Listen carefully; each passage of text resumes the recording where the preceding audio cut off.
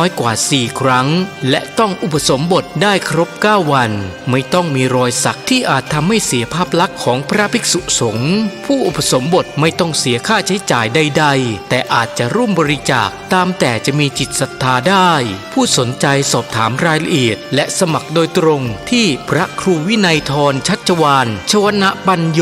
ผู้ช่วยเจ้าอาวาสวัดพระสิงห์วรมหาวิหารโทร 0818828129 หรือที่นายพยูนมีทองคำประธานกรรมการมูลนิธิโทร 0897007939 ตั้งแต่บัดนี้จนถึงวันศุกร์ที่ 13 พฤษภาคม 2565 นี้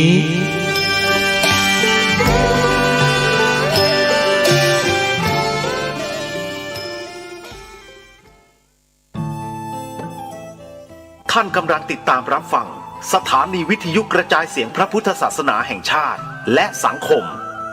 คลื่นเพื่อการศึกษาพระพุทธศาสนาและวัฒนธรรมระบบ FM 104.5 เมกะเฮิรตซ์รายการต่อไปเป็นรายการคดีโลกคดีธรรม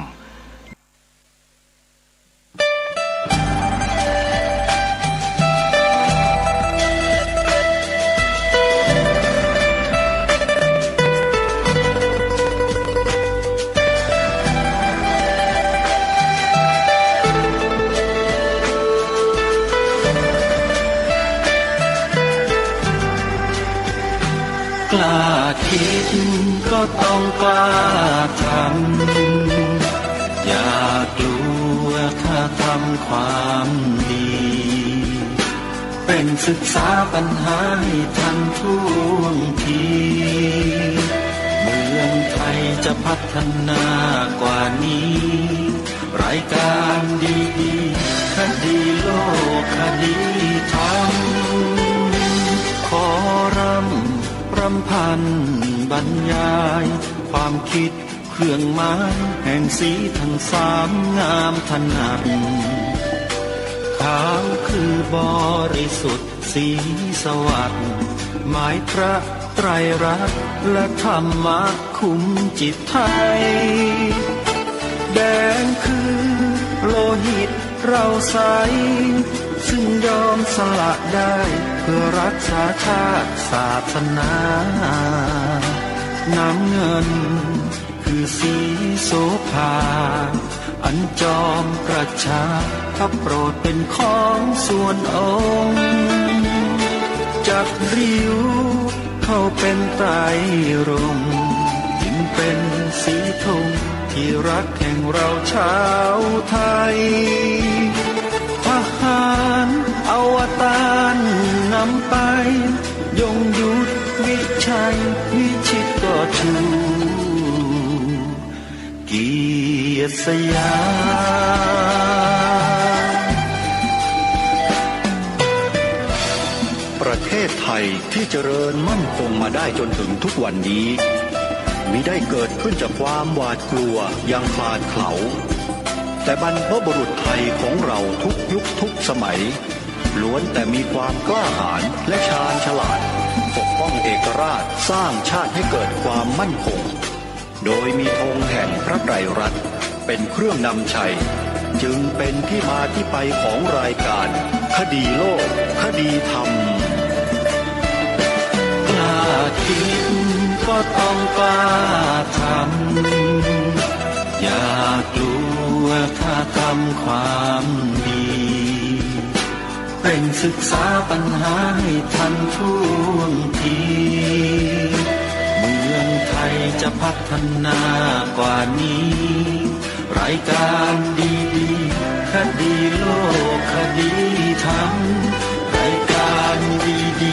คดีโลกคดีธรรม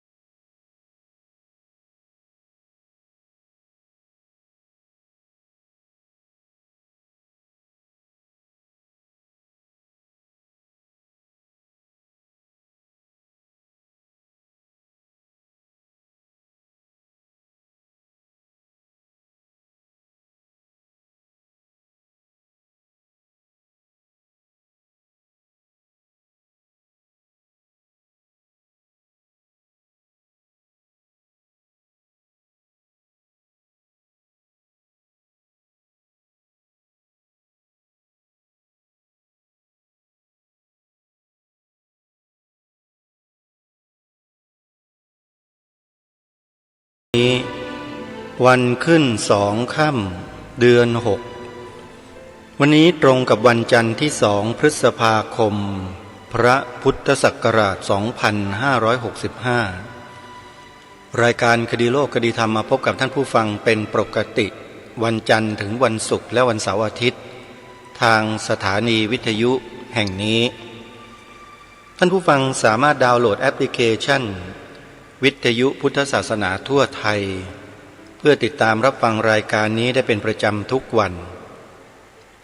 แอปพลิเคชันนี้ได้รวบรวมสถานีวิทยุพระพุทธศาสนาแห่งชาติคลื่นต่างๆมาไว้ในที่เดียวกันเพื่อบริการธรรมะสาระที่เป็นประโยชน์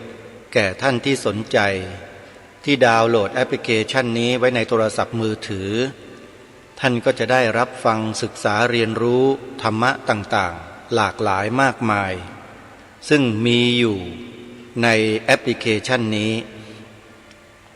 แล้วอย่าลืมร่วมทำบุญสนับสนุนส่งเสริมการทำงานเผยแผ่ธรรมให้กับสถานีวิทยุต่างๆที่เราสดับรับฟังนี้ด้วยจักเป็นประโยชน์อย่างกว้างขวางยิ่งขึ้นไปท่านสาธุชนผู้ฟังทุกท่านในวันอาทิตย์ที่29 พฤษภาคมเป็นวันนัดหมายของชาวพุทธโดยเฉพาะพระสงฆ์ที่เป็นนักปฏิบัติธรรมเป็นนักเผยแผ่ธรรมเป็นครูบาอาจารย์ที่ให้ความรู้ในข้อธรรมต่างๆกับลูกศิษย์ลูกหาสมควรที่จะมาร่วมกิจกรรมในครั้งนี้กันให้มากๆเนื่องด้วยว่าองค์การศาสนาพุทธโลกที่เพิ่งก่อตั้งขึ้นในปัจจุบันนี้กำลังดำเนินการหลายๆอย่างเพื่อให้ศาสนาพุทธในภาพรวมเป็นศาสนาพุทธที่มีความเข้มแข็งมีความสง่าผ่าเผยมีความมั่นคงในประเทศไทยของเราสืบต่อไปส่วนวิธีการข้อปฏิบัติต่างๆนั้นมันเป็นยุทธศาสตร์ที่ทางคณะกรรมการผู้บริหารทั้งหลายทั้งปวงจะต้องดำเนินการกันเป็นการภายในแต่ขอบอกได้เลยว่าถ้าได้รับความร่วมมือจากพระเถรานุเถระครูบาอาจารย์ทั้งหลายคฤหัสถ์ญาติโยมที่เป็นอุบาสกอุบาสิกาโดยทั่วไปก็เช่นเดียวกันถ้าให้ความสนับสนุนส่งเสริมองค์การศาสนาพุทธโลกศาสนาพุทธในเมืองไทยจะเข้มแข็งจะแข็งแกร่งอย่างแน่นอนเพราะชาวพุทธ 95% ในประเทศนี้มีกำลังมากมายล้นเหลือแต่ยังขาดอยู่สิ่งเดียวคือความกล้าหาญเด็ดเดี่ยวความกล้าหาญเด็ดเดี่ยวของชาวพุทธในประเทศไทยนั้นยังมีไม่พอยังได้ยินคำประกาศเชิญชวนไปร่วมงานระดมชาวพุทธเพื่อหยุดอะไรบางสิ่งบางอย่างที่เป็นอธรรมเนี่ยหลายคนไม่กล้าบอกเลยเรื่องการเมืองอีกแล้วคิดไปกันอย่างนั้นไม่ใช่เรื่องการเมืองเป็นเรื่องของศาสนาพุทธโดยเฉพาะชาวพุทธจะต้องช่วยกันเพราะเป็นหน้าที่ของชาวพุทธแล้วเรามีแกนนำแล้วแกนนำในที่นี้ก็คือองค์การศาสนาพุทธโลกและบุคลากรทั้งหลายทั้งปวงที่รวมตัวกันจัดตั้งขึ้นมานี้ไม่เหมือนกับที่ผ่านๆมาตลอด20 กว่าปีที่เราจัดตั้งองค์กรชมรมสมาคมศูนย์ต่างๆเนี่ยไม่เคยมีบุคลากรที่เพียบพร้อมไปด้วยประสบการณ์ความรู้ความสามารถด้วยฐานะด้วยความยอมรับของคนในสังคม มากเหมือนกับองค์การนี้อาตมาภาพขอบอกเลยนี่คือโอกาสที่ชาวพุทธในประเทศไทยของเราไม่ว่าจะเป็นฝ่ายบรรพชิตหรือคฤหัสถ์ก็ตามจะได้มีส่วนร่วมอย่างเป็นรูปธรรมก็คราวนี้นี่แหละเพราะฉะนั้นในวันอาทิตย์ที่29พฤษภาคมนี้อย่าลืมเดินทางไปรวมตัวกันตั้งแต่วันเสาร์เลยนะวันเสาร์28เดินทางออกมาจากต่างจังหวัดแล้วก็มาถึงวัดป่าเลไลวรวิหารอำเภอเมืองจังหวัดสุพรรณบุรีในรุ่งเช้าของวันที่29พฤษภาคมเพื่อร่วมกิจกรรมครั้งใหญ่ด้วยกันงานนี้เดี๋ยวอาตมาภาพและกระผมจะนำข้อมูลที่เป็นสปอตที่เขาเปิดออกอากาศอยู่มาเปิดให้ท่านทั้งหลายได้สดับรับฟังกันในวันต่อไปส่วนวันนี้นั้นยังไม่พร้อมแล้วก็จะเปิดในรายการเนี่ยทุกวันแล้วก็จะฝากครูบาอาจารย์ของเราให้เปิดเป็นสปอตในรายการวิทยุของสถานีวิทยุต่างๆด้วยเพราะงานนี้ถือว่าเป็นงานส่วนรวมเป็นงานเพื่อพระพุทธศาสนาของเราอันนี้ขอฝากประกาศประชาสัมพันธ์ให้ครูบาอาจารย์ที่เป็นผู้อำนวยการสถานีวิทยุทั้งหลายทั้งปวงนั้นได้ร่วมด้วยช่วยกันสำหรับในวันนี้เดี๋ยวเราจะมาฟังเทปธรรมบรรยายตอบคำถามพระนวกะโดยท่านเจ้าประคุณสมเด็จพระพุทธโฆษาจารย์ปอ.ประยุตโตกันอีกครั้งหนึ่งกรณีของพระสงฆ์รูปหนึ่งที่มีอาหังการมะมังการยกตัวเองขึ้นข่มครูบาอาจารย์ข่มคณะสงฆ์ทั้งโลกหาว่าสวดปาติโมกข์ไม่ครบหรือผิดหรือว่าเกินเลยอะไรก็แล้วแต่เถอะ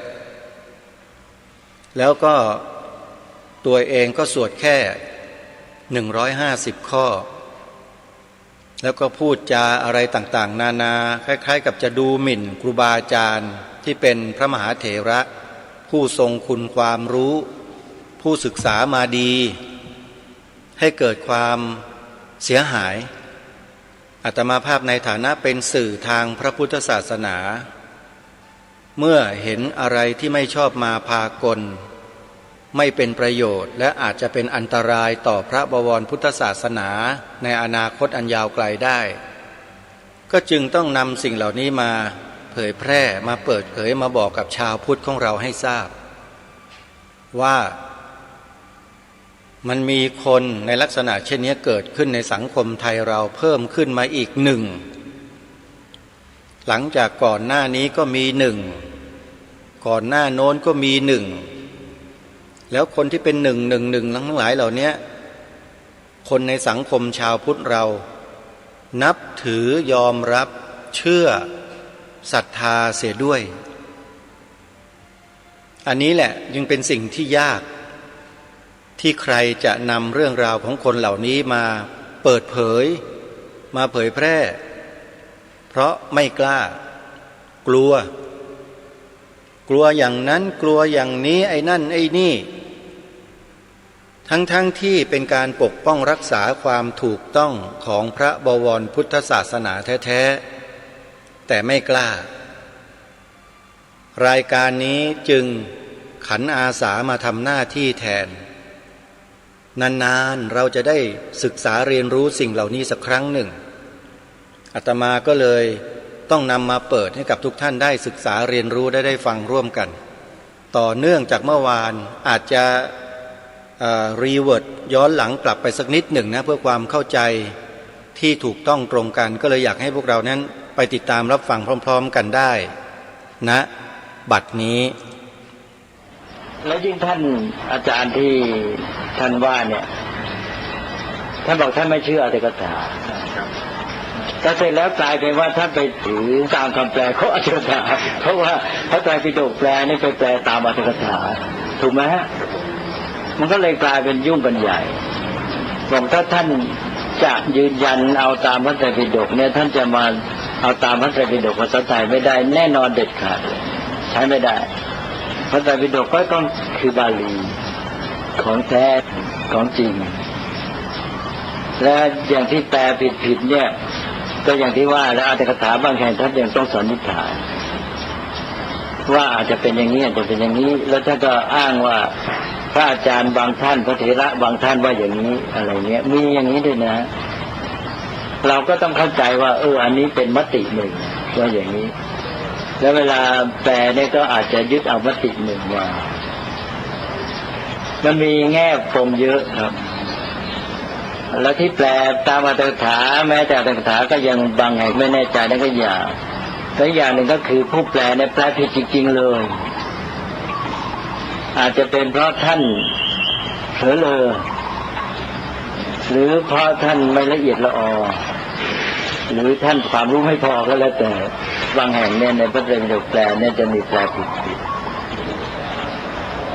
แล้วบางแห่งเนี่ยแปลผิดตามกันด้วยพระไตรปิฎกฉบับที่กรมการศาสนารักษาไว้ที่คณะสงฆ์ทำโดยแปลผิดไปแล้วฉบับมหามกุฏก็เอาตรงนั้นผิดตามพอฉบับมหาจุฬาก็ผิดเหมือนกันอีกแสดงว่าลอกกันไปหรือผิดเหมือนกันหมดถ้ามีเวลาผมจะบอกให้เดินได้ว่าตรงนี้แปลผิดชัดๆเลยนั้นมันเป็นปมตั้งแต่แง่แรกแล้วถ้าท่านไปถือตามพระไตรปิฎกแปลแล้วไปอ่านว่ายอมรับไม่ได้เลยนั้นต้องแก้จุดตั้งแต่จุดนี้จุดที่ว่าไปเอาพระไตรปิฎกแปลเป็นมาตรฐานอันนี้ไม่ได้เลยแต่นั้นเป็นได้แค่เครื่องประกอบหรือคู่มือในการศึกษาถ้าเราเอามาเทียบเคียงหรือว่าเราติดขัดอะไรเนี้ยหรือว่าถ้าเราอ่านไปแล้วชัดเจนถ้าบางอย่างเราสงสัยแล้วก็ไปค้นบาลีมายืนยันอะไรให้แน่ใจก็ผู้ที่แปลเนี่ยล้วนแต่พึ่งพาแต่คาถาก็เท่านั้นไม่ใช่พึ่งพาแต่คาถาอย่างเดียวพึ่งพาคำพีชั้นดีกาชั้นหลังบางทีคนในอัตถกถาแล้วก็ยังไม่เข้าใจก็ไปค้นต่อในดีกาแล้วจึงมาแปลดังนั้นท่านจะมาบอกว่าท่านไม่เชื่ออัตถกถาดีกาแล้วไปเชื่อแปลแล้วคนที่แปลเนี่ยเขาแปลไปตามอัตถกถาดีกาแล้วจะทำไงเลยครับเนี่ยตอนนี้ท่านน่าจะแยกได้ระหว่างตัวคำพีบาลีเดิมกับคำแปลเนี่ยมันคนละอย่างกันเลยไม่ต้องสมัยโบราณเอาปัจจุบันเนี่ยเช่นว่าเช่นของหลวงพ่อชาเนี่ยเป็นภาษาไทยใช่ไหมแล้วมีฝรั่งเอาไปแปลภาษาอังกฤษเนี่ยแล้วจะเชื่อตามฉบับภาษาอังกฤษก็เชื่อใช่ไหมไปเชื่อตามฉบับภาษาอังกฤษบางยืนยันต้องตามนั้นเขาอาจจะแปลผิดอีกก็ได้ก็ต้องแปลผิดนะครับผมจะบอกมงคลอะไรที่ว่าดาวนี่เหมือนควายฝรั่งไปแปลว่าเหมือนควายนอนน้ำอะไรนี่ครับเลยนี่เห็นไหมก็ต้องมาเอาฉบับเดิมของหลวงพ่อเนี่ยแล้วถ้าจะไปเอาฉบับแปลไทยนี่จุดแรกมันก็ตกไปเลยเนี่ยไอ้เรื่องไปเอาพระไตรปิฎกแปลมาเป็นมาตรฐานก็แปลกก็ทำไมท่านไปถือเอาพระไตรปิฎกแปลเป็นมาตรฐานสองไปเอาการรับรองของคณะสงฆ์มาเป็นหลักคณะสงฆ์ก็รับรองได้กฎหมายเทรสมาคมถ้ารับรองพุทธพจน์เนี่ยรับรองไม่ได้ก็ที่จริงญาติโยมมันต้องรู้อยู่แล้วหนังสือแปลมันจะไปเป็นถือเป็นมาตรฐานได้ยังไงใช่ไหมมันผิดหลักอยู่แล้วมันก็ต้องเอาต้นฉบับในเมื่อต้นฉบับยังอยู่ถ้าหาไม่ได้ก็เอายอมรับไปก่อนข้อ 2 คำแปลพุทธพจน์ที่ท่านอ้างจากพระไตรปิฎกแปลเป็นภาษาไทยฉบับสยามรัฐนั้น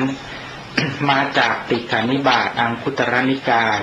ซึ่งพระไตรปิฎกแปลฉบับนั้นพิมพ์ไว้ว่า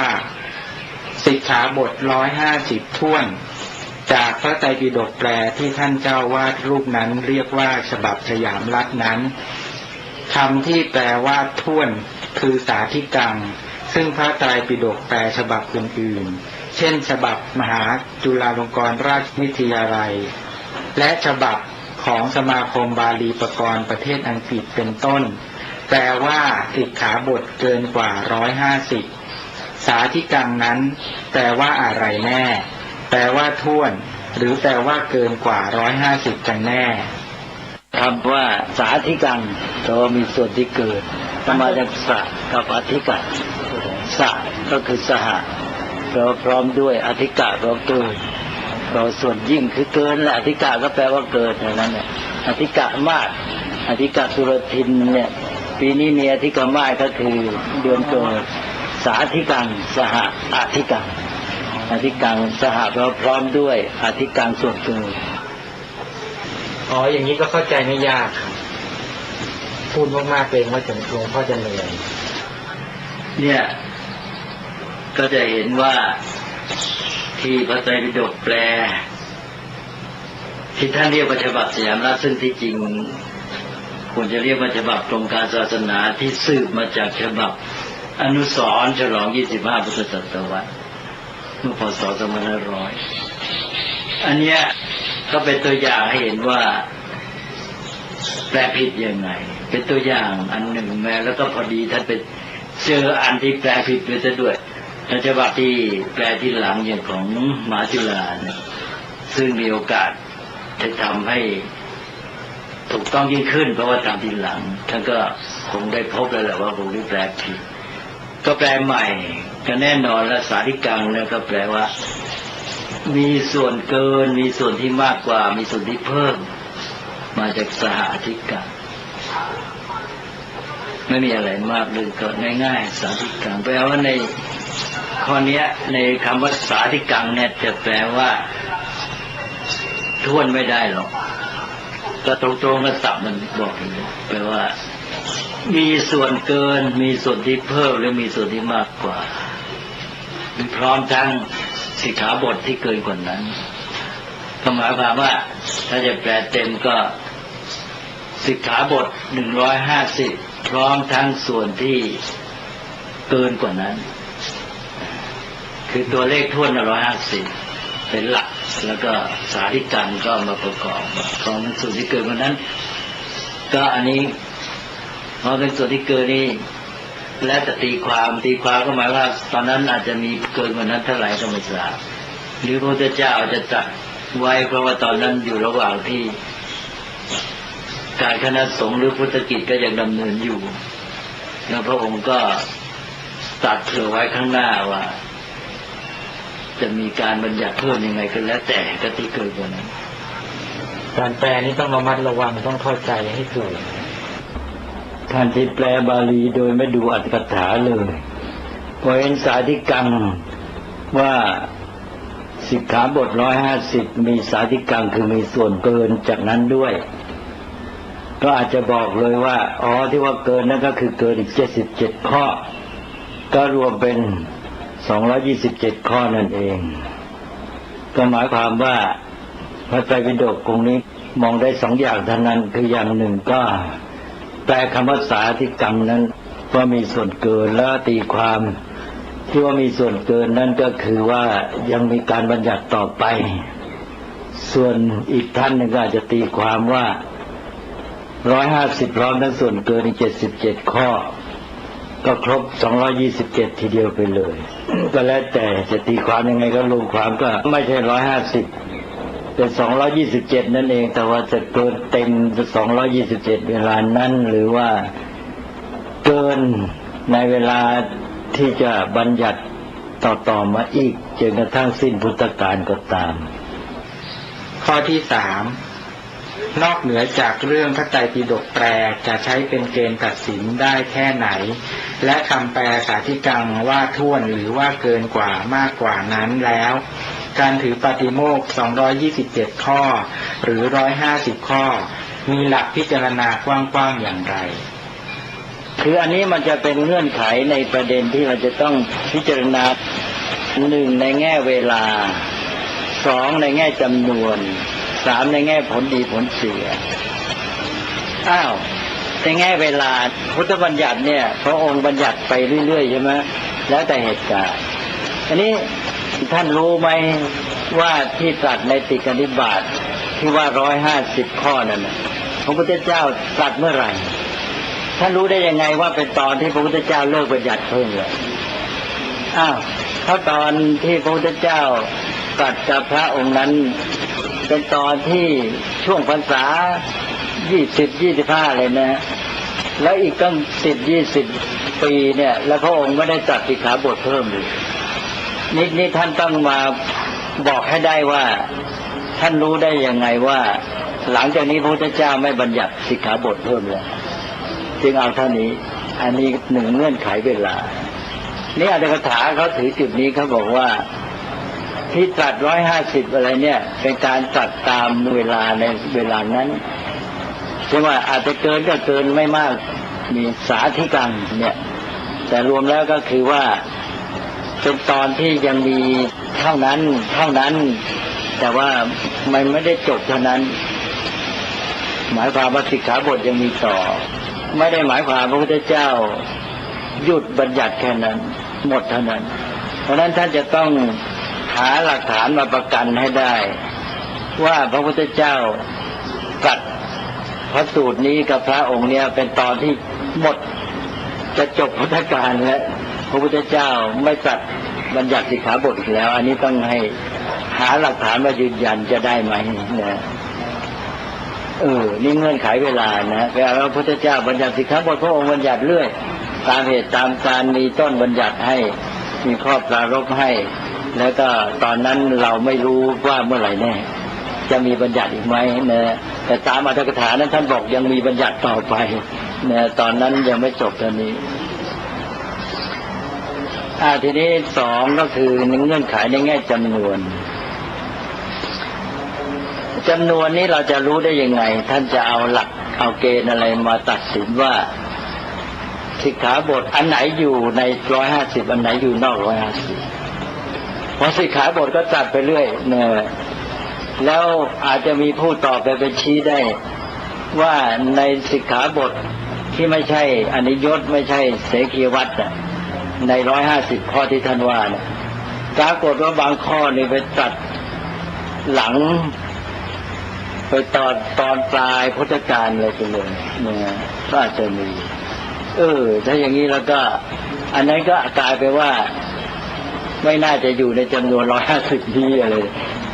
เนี่ยอันนี้จะเอาอันไหนอยู่ในจำนวน150คือสิกขาบทไหนอยู่ในจำนวน150เอาอะไรมาเป็นเกณฑ์นี่แหละครับนี่ก็ยากนะใครจะตัดสินล่ะทีนี้ถ้าเราไม่ได้รู้แน่ในเรื่องการเวลากับเรื่องตัวจำนวนนี่ก็มาเอาข้อที่3ประเด็นที่3ก็ในแง่ผลดีผลเสียก็เอาในแง่ว่าที่มี227เนี่ยที่ท่านจะเอาออกไปเท่าไหร่เอาไว้150แล้วตัดออกเท่าไหร่นะฮะตัดออก77ไอ้ที่77เนี่ยมันไม่ดีอย่างไรไอ้77ข้อเนี่ยมันไม่ดีอย่างไรไอ้ข้อทั้งหลายใน77ข้อมันมีข้อเสียหายไม่ดีอย่างไรเอาไว้ไม่ดี1ละ2ก็ถ้าตัดออกไปแล้วเนี่ยมันดียังไงเนี่ยตัดไอ้77ข้อไปแล้วดีอย่างไรแก่การปฏิบัติแก่การเจริญภาวนาแก่ตัวบุคคลนั้นดียังไงแก่คณะสงฆ์แก่สังฆะแก่สังคมเลยเนี่ยดียังไงแก่พุทธบริษัทไอ้77ข้อตัดออกไปเนี่ยไม่มีผลดียังไงเอาไว้แล้วเกิดผลเสียยังไงตัดออกแล้วมันผลดียังไงนี่ในทางตรงข้ามตัดแล้วมันกลับมีผลเสียล่ะก็ยิ่งไม่ดีใหญ่ใช่ไหมฮะทีนี้ถ้ามาพิจารณาในข้อสุดท้ายนี้ก็เราบอกว่าถ้าไอ้77ข้อเนี่ยมันก็ไม่ได้เสียหายอะไรตัดออกไปแล้วก็ไม่ช่วยให้เกิดผลดีอะไรแต่ที่จริงเอาไว้มันก็มีดีด้วยเนี่ยแล้วทีนี้เรามาดูในเงื่อนไขข้อสุดท้าย ถ้าเราเอา227เนี่ยไอ้150ที่เราไม่รู้แน่อันไหนเนี่ยได้หมดถูกไหมมันพลอยได้หมดด้วยนี่หลักการของวินัยเนี่ยท่านจะถือแบบนี้คือเพื่อให้แน่ว่าไอ้ได้สิ่งที่มันไม่เสียถ้าเราไม่รู้เด็ดขาดว่าอันไหนไม่ใช่นะโดยการก็ตามโดยจำนวนก็ตามการเอา227ไว้เนี่ยทำให้ได้150แน่นอนถูกไหมถ้าถือว่า150ถูกถ้าเอาว่ามี150ถ้าตัวจริงมี150เราไม่รู้ว่าอันไหนเราเอา227นั้นไว้เราได้แน่ไอ้150นี้แต่ถ้าเราเอา150นี้ไม่แน่ว่าเราตัดถูกตัดผิดอาจจะตัดอันที่ต้องอยู่ใน150ออกไปกลับเอาอันที่ไม่ใช่150ก็มามายุ่งตรงเนี้ยนั่นก็ในแง่นี้ก็คือจำนวน227ถ้ามันไม่ได้เสียหายไอ้77ข้อที่เกินน่ะแล้วมันทำให้ได้150แน่นอนมั่นใจใช่ไหมอันนี้ก็เป็นอีกแง่หนึ่งก็เนี่ยก็มันก็มีมาแต่เดิมนานแล้วท่านก็เห็นกันมาตั้งแต่อัตถกถาท่านถึงอธิบายอัตถกถาก็บอกถึงว่าตอนที่ตรัสกับพระองค์นั้นน่ะมันเป็นระยะที่สิกขาบทอยู่ในปริมาณ150แต่ว่าพระพุทธเจ้าไม่ได้ตรัสแค่นั้นแต่แน่นอนในพุทธประวัตินะเหตุการณ์ก็ยังมีไปเรื่อยๆแล้วเราไม่ได้ชัดเจนนี่ครับว่าตรัสกับพระองค์นี้ตรัสเมื่อไหร่ไม่มีเรื่องชัดเจนเลยอย่างในพุทธประวัติพุทธกิจ45พรรษาเนี่ยพรรษาที่20อาจจะมี 4-5 ข้อเท่านั้นเองพอพรรษา21กลายเป็น15ข้ออะไรเงี้ยแล้วพอไปอีกพรรษาที่35กลายเป็น150ข้ออะไรนี้แล้วเดี๋ยวก็ยังไปอีกพรรษาที่40อีกนะอาจจะเพิ่มไปอันนี้ที่ว่าเรื่องเวลาท่านจะมีอะไรมากำหนดว่าตอนที่ตรัสกับพระองค์นี้เป็นตอนที่สิกขาบทจบปิดรายการไม่มีเพิ่มแล้วจะยืนยันได้ไงนะฮะก็เป็นอันว่า1เรื่องการเวลา2เรื่องขอบเขตจำนวนว่าจะเอาอะไรมาตัดสินว่าอันไหนอยู่ใน150 3ก็ในแง่ผลดีผลเสีย4ก็ในแง่ความแน่ใจถ้าเอา227ไว้ก็เด็ดขาดว่า150อยู่แน่แต่ถ้า150เนี่ยเกิดปัญหาแน่ไม่รู้ว่าได้ครบไหม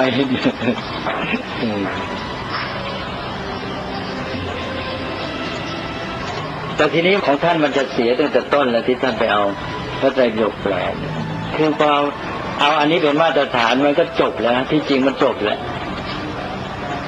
มันใช้ไม่ได้พระไตรปิฎกแปลภาษาไทย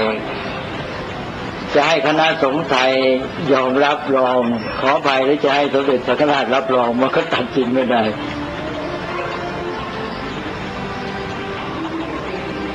ก็ต้องให้ท่านเข้าใจเรื่องพระไตรปิฎกแปล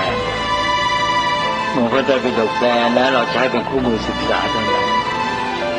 ปกติไม่ได้ใช้กับฉบับใช้เฉพาะเวลาที่ดูประกอบเทียบกันจะใช้เป็นแบบแผนแบบฉบับทีเดียวไม่ได้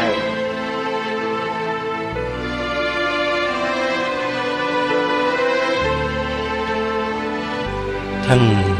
สาธุชนท่านผู้ฟังทุกท่านเสียงที่จบไปนั้นเป็นเสียงของท่านเจ้าพระคุณสมเด็จพระพุทธโฆษาจารย์ปอ.ประยุตโตเมื่อครั้งสมัยที่ท่านเจ้าพระคุณสมเด็จดำรงสมณศักดิ์ที่พระพรหมคุณาภรณ์ปอ.ประยุตโตได้ตอบข้อข้องใจของพระนวกะในพรรษานั้นคือเมื่อปีพระพุทธศักราช2552เกี่ยวกับเรื่องการสวดปาติโมกข์และการปฏิเสธสิกขาบท77ข้อของพระรูปหนึ่ง ถ้าเอ่ยนามก็รู้จักกันดีทั้งบ้านทั้งเมืองเผลอพระสงฆ์เราสามเณรอุบาสกอุบาสิกาเราก็ไปหลงคล้อยตามไปเดินตามเขาอยู่ก็มีก็ไม่เป็นไรฮะถ้าเป็นไปด้วยประโยชน์และไม่ขัดแย้งไม่ทะเลาะเบาะแว้งกันเป็นประโยชน์เพื่อพระศาสนาก็ดีแต่อะไรที่ไม่ถูกไม่ควรพวกเราก็ต้องยอมรับนะว่าสิ่งนั้นไม่ถูกไม่ควรเราอย่าไปถือตามสิ่งที่ไม่ถูกนั้นมันจะกลายเป็นกลับมาทำลายพระศาสนาของเรากันเองอันนี้ต้องขอฝากไว้จริงๆสำหรับคำตอบที่ท่านเจ้าพระคุณสมเด็จตอบแก่พระนวกะที่มีข้อสงสัยนั้น3 ข้อเกี่ยวกับเรื่องพระรูปนี้ที่สวดปาติโมกข์แค่150ข้อไม่ครบ227ข้อบอกว่าพระสงฆ์ในประเทศไทยเนี่ยสวดปาติโมกข์มาผิดโดยตลอดเขากล่าวถึงขนาดนั้นแล้วเขาก็บอกว่าที่ถูกต้องสวดอย่างเขาคนเดียวเนี่ยคนเดียวนี่เขาเรียกว่าความอาหังการมะมังการและปัญหามันก็เกิดขึ้นในความรู้สึกนึกคิดของชาวพุทธทั้งฝ่ายบรรพชิตและคฤหัสถ์ว่าที่จริงแล้วอะไรมันถูกอะไรมันผิดเมื่อสักครู่นี้ช่วงท้ายของเทปบันทึกเสียงของท่านเจ้าพระคุณสมเด็จพูดสรุปไว้ถูกต้องและชัดเจนแล้วก็คือว่าที่จริงแล้วเนี่ยพระรูปนี้แกผิดมาตั้งแต่เริ่มแล้วผิดตั้งแต่เริ่มยังไงแกไปนำเอาหนังสือภาษาไทยที่แปลจากพระไตรปิฎกมาเป็นข้ออ้างนี่แหละเขาเรียกว่าผิดมาตั้งแต่ต้นเพราะฉะนั้นใครที่ไปเที่ยวอ้างคัมภีร์ที่เป็นอักษรภาษาไทยแปลไทยแปลพระไตรปิฎกมาเป็นข้ออ้างไปเที่ยวพูดบรรยายที่นู่นที่นี่เนี่ยขอให้รู้ไว้ด้วยว่าใช้อ้างไม่ได้ผิดยังไม่ถูกต้องถ้าจะอ้างต้องอ้างพระบาลีแล้วก็แปลด้วยภาษาไทยอันนี้ได้แต่ถ้าอ้างภาษาไทยล้วนๆตั้งแต่เริ่มต้นโดยไม่แตะไม่ต้องไม่อ้างพระบาลีสักคำหนึ่งอันนี้ท่านเจ้าพระคุณสมเด็จยืนยันว่าผิดเมื่อผิดมาตั้งแต่ต้นแล้วเหมือนกับการใส่เสื้อนะโยมอุปมาง่ายๆนะการใส่เสื้อเชิ้ตที่มีกระดุมเนี่ยถ้าใส่ผิดเม็ดแรกใส่ผิดรูคือเม็ดที่1แทนที่จะใส่รูที่1กลับไปใส่รูที่2พอใส่เม็ดที่2มันก็ไปใส่รูเม็ดที่3 4 5 6ไล่ไปมันผิดไปหมดเลยอันนี้คือข้ออุปมาอุปไมยกันง่ายๆไอ้การใส่กระดุมผิดกระดุมเสื้อผิดเนี่ยมันจะเป็นเรื่องที่ไม่เสียหายมากมันแก้ได้แต่ถ้านำมาผิดแล้วก็ส่งต่อไปผิดเกี่ยวกับคำสอนในทางพระพุทธศาสนาแล้วเนี่ยมันยากต่อการที่จะนำกลับคืนมาได้นะโยมนะมันยากนะพระพุทธเจ้าจึงตรัสครูบาอาจารย์จึงเตือนให้พวกเราระมัดระวังเกี่ยวกับการนำเสนอเนื้อหาสาระที่เกี่ยวกับคำสอนขององค์สมเด็จพระสัมมาสัมพุทธเจ้าว่าต้องอ้างพระบาลีให้ถูกต้องหรือถ้าจะแปลเป็นภาษาไทยก็ต้องอ้างว่าเป็นพระบาลีจากพระไตรปิฎกฉบับไหนเล่มไหนถึงจะน่าเชื่อถือได้แต่ในกรณีนี้เนี่ยเขาเล่นอ้างฉบับแปลภาษาไทยมาตั้งแต่เริ่มต้นแล้วก็เที่ยวไปบอกชาวบ้านว่าเป็นพระไตรปิฎกฉบับสยามรัฐ ยิ่งผิดเข้าไปใหญ่เลย อันนี้จะเข้าข่ายว่าหลอกลวงประชาชนได้หรือไม่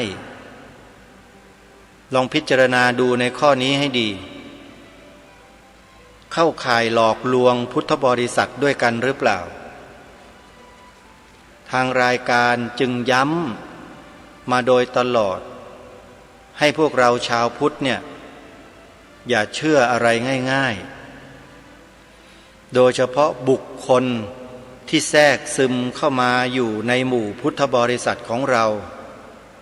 มาปลอมปนอยู่เป็นพระสงฆ์บ้างเป็นสามเณรบ้างเป็นแม่ชีบ้างเป็นอุบาสกเป็นอุบาสิกาบ้างเป็นคฤหัสถ์ญาติโยมก็มีรัชกาลที่6องค์พระบาทสมเด็จพระมงกุฎเกล้าเจ้าอยู่หัวตรัสเตือนไว้เมื่อ100 กว่าปีมีปรากฏเป็นหลักฐานอยู่ในบทพระราชนิพนธ์เทศนาเสือป่าเกี่ยวกับบุคคลเหล่านี้พระองค์ตรัสเตือนชาวพุทธไว้เลยความตอนหนึ่งว่าผู้ที่คนอื่นเขาส่งเข้ามาปลอมแปลงเพื่อทำลายพระพุทธศาสนาเราทั้งหลายต้องคอยระวังรู้เท่าไว้จึงจะควรเราจะสังเกตเห็นตัวเราเองกันไหมว่าเราเนี่ยรู้ไม่เท่าทันส่วนมากชาวพุทธเนี่ยรู้ไม่เท่าทันที่รู้ไม่เท่าทันก็เพราะเหตุว่าไม่เคยศึกษาพระปริยัติธรรมแผนกต่างๆมาก่อนแผนกธรรมแผนกบาลีหรือจะเป็นนอกแผนกก็เช่นพระอภิธรรมมัทสังคหะหรือบาลีใหญ่เราไม่ได้ศึกษาอย่างละเอียดถี่ถ้วนครบกระบวนความเหล่านี้มาก่อนยอมรับไหมว่าไม่ได้ศึกษาไม่ได้เล่าเรียนมาเนี่ยแล้วก็ยอมรับไหมตัวเองไม่รู้เมื่อไม่รู้พอมีใครมาอ้างว่าสิ่งนี้คือพระไตรปิฎกเป็นคำสอนของพระพุทธเจ้าเชื่อไหมเชื่อเพราะมีความเคารพพระพุทธเจ้าอยู่เป็นหนึ่งอยู่แล้วไงพอมีคนทำตัวเหมือนกับเป็นผู้รู้เนี่ยมาอวดอ้างตัวเองแล้วก็มานำเสนอในรูปแบบของตรรกะในรูปของปรัชญาให้พวกเราได้คล้อยตามเคลิ้มตามคิดตามพวกเราก็หลงไหลไปเลย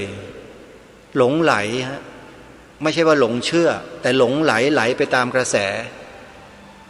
เขาสร้างกระแสขึ้นมาได้อย่างแยบยลมากบอกว่านี่คือพุทธวจนะนี่คือคำสอนของพระพุทธเจ้าคำกล่าวของพระพุทธเจ้าพุทธบริษัทที่ไม่มีการศึกษาไม่ได้เรียนรู้ในตำรับตำราอย่างละเอียดถี่ถ้วนมาก่อนก็หลงเชื่อทันทีเลยจนกลายเป็นกลุ่มเป็นขบวนการใหญ่โตในบ้านในเมืองทุกวันนี้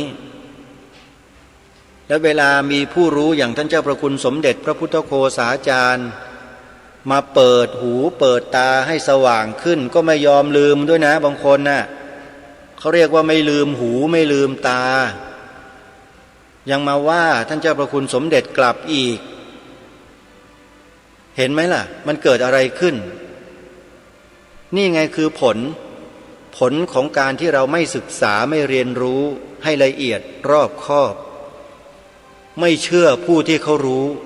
รู้จริงท่านเจ้าพระคุณสมเด็จพระพุทธโฆษาจารย์ปอ.ประยุตโตพรรษาท่านก็มากมาย60ประมาณ60พรรษาแล้วมั้งแล้วท่านก็จบถึงด็อกเตอร์จบปรริญญาธรรม9ประโยคเป็นที่เคารพเลื่อมใสศรัทธาของชาวต่างประเทศและพุทธบริษัทในเมืองไทยมากมายเพราะท่านคือปราชญ์คือผู้รู้อย่างแท้จริงแล้วท่านเจ้าพระคุณสมเด็จก็เป็นนักปฏิบัติธรรมนักภาวนาอยู่ในชั้นแนวหน้าของโลกก็ว่าได้ ท่านเจ้าประคุณสมเด็จท่านไม่ยึดไม่ติดกับอะไรต่อเมื่ออะไรทั้งนั้นนะแสดงตนให้เป็นตัวอย่างอยู่ตลอดเวลาแล้วถามว่า